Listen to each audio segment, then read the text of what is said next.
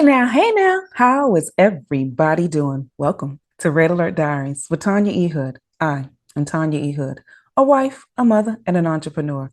As an entrepreneur, it simply means I've worn a lot of different hats in my life that have helped me develop a full range of strategies and actionable steps that I've used to help my clients make a strategic impact, both personally and professionally, to have better than what life has been giving them. Red Alert Diaries is based on the life lessons from my premier book, Red Alert. Is He the One? The Pocket Guide to Finding the Love of Your Life.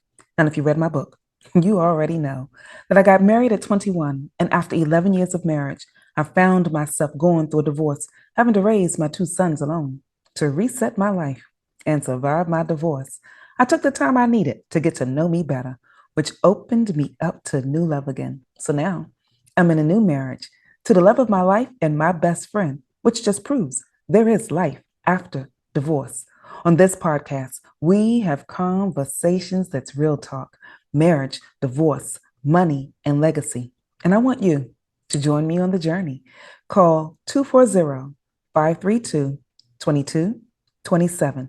That's 240-532-2227. I want this podcast to challenge your thoughts and inspire you to grow. So together, we can operate in excellence. Today, I want to share with you a story that I've read a couple of different times, but sometimes when you reread a story, you get a different perspective. And this time, reading this story reminded me so much more of me at a time in my life when I had to do some things different. You see, in this story, this woman had gone through a major health issue that she had been dealing with for over a decade. And because she had been dealing with it, it took all of her money. She couldn't borrow any more money from anybody else. And she maxed out all of the lines of credit that she had. When you are going through medical issues, it doesn't matter how much it costs. You will spend what you need to get whole. That is often how a lot of us feel in other areas.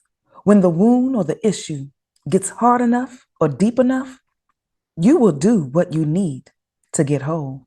When you go through one element of adjustments in your life, it has an impact on so many other elements as well. She was dealing with the physical element of what was going on with her health, and it impacted her financially. And she wasn't really sure how she was going to recover from that, which also affected her mentally. And when that happens, you've got to do something that this lady did, which reminded me of how powerful she was, because it was a strength that we don't often think about, but it's a strength that we need to be more mindful of, and anybody, anywhere can use it. You see, this woman used a strength of flexibility.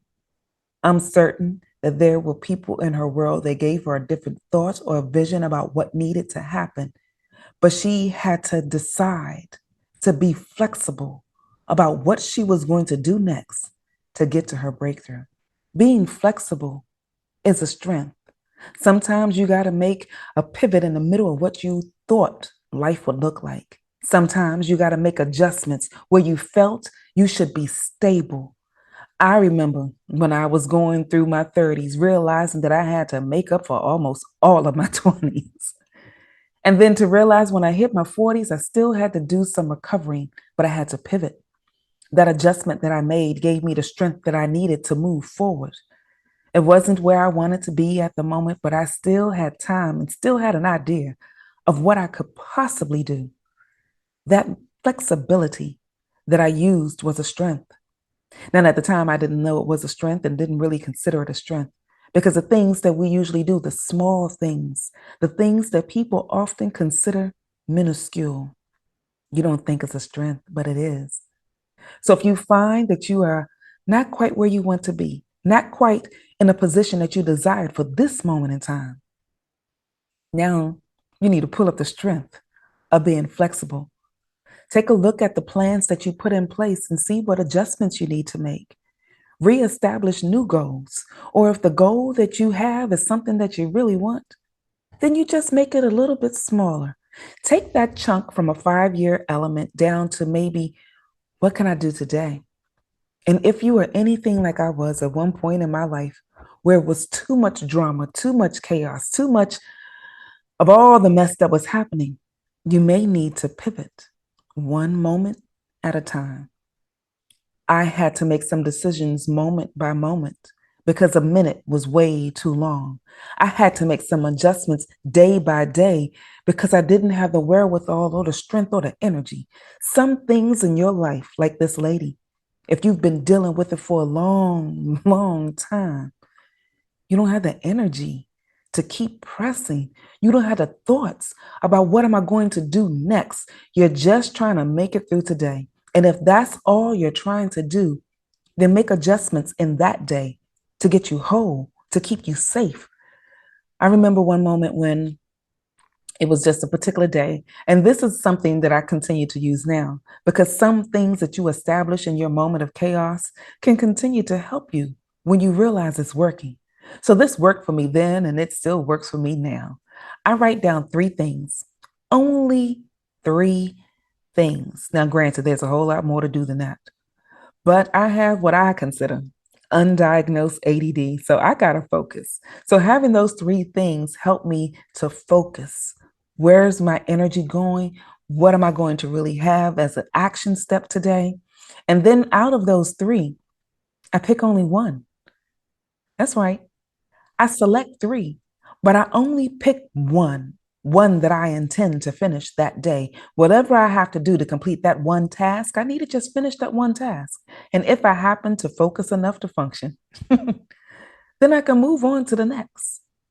But that may be something that can be of assistance to you, that one thing for now, even though you have more things on your plate that you got to get done.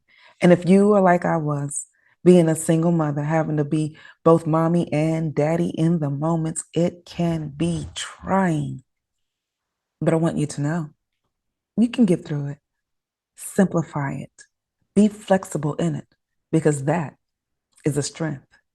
The next thing I learned from this lady was that there are moments in order for you to get to where you're trying to go, you will still have to be pressured. She was going to meet this specialist, but the pressures of trying to get to him were difficult. There were people in her world that were trying to cause her to think, you don't really need to do that. You've been dealing with it for so long. How are you going to get whole now? Don't let anyone make you believe that just because you've been going through hell for a decade or more, that you can't get whole.